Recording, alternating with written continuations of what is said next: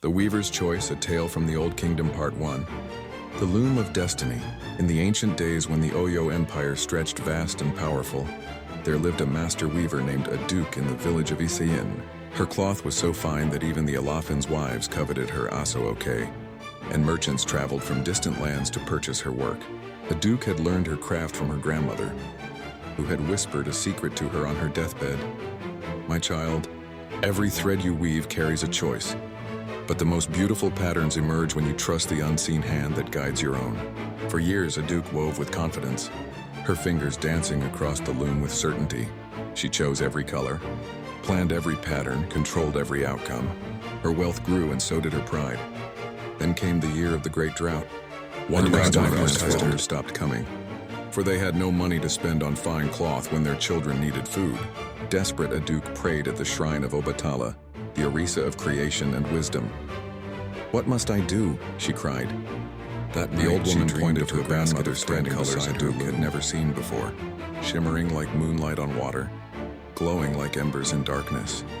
But this time do not plan. Simply, let each thread choose its own place. How could thread choose its own place? A weaver must control her craft or chaos would result.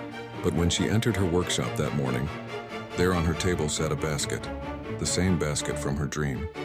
Inside were threads of impossible colors, silver blue like twilight, gold like honey and sunlight of a storm.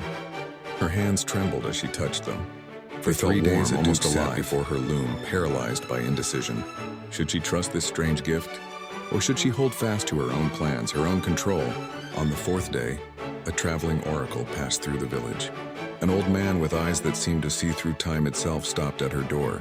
"You stand at a crossroads, daughter of the loom," he said, though she had told him nothing. "One where you cling to your own understanding, weaving only what you can see. Another where you surrender to the pattern you cannot yet perceive. But how will I know which thread to place where?" How can I create beauty without control? The river does not ask the valley where to flow. Yet it does not demand to know the shape of the tree. Yet it becomes what it was meant to be. He placed a weathered hand on her shoulder. There is a difference between surrender and abandonment. Your hands are still in partnership with something greater than yourself. That evening, as the sun set in bands of orange and crimson, Aduk sat at her loom, whispered a prayer, and her fingers found a thread, the silver blue one. Without thinking, without planning, she began to weave. Every instinct screamed at her to stop, to plan, to control. But she remembered her grandmother's words. The most beautiful patterns emerge when you trust the unseen hand that guides your own. She wove through the night. As dawn broke, she stepped back from the loom and gasped. Before her was a pattern unlike anything she had ever created. It seemed to move in the light, telling a story she didn't know she knew.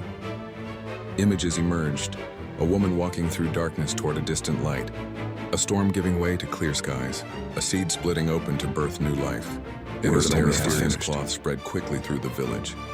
People gathered at her door, whispering, wondering. Others afternoon, something unexpected happened. A messenger arrived from the Alafin's palace, dusty from hard travel. Behind him came royal guard, the messenger announced. "The palace diviners have seen a vision. Only a cloth woven by faith, not sight, can heal him. They have searched the kingdom. They say the cloth is here." Aduk's incomplete work to the Alafin could mean death. But to complete trust once more, the guards waited, hands on their swords. And Aduk had to make a choice. Rush to finish the cloth in her own way, ensuring it looked perfect to human eyes but might lack the power to heal. Or continue weaving in trust, thread by thread, surrendering.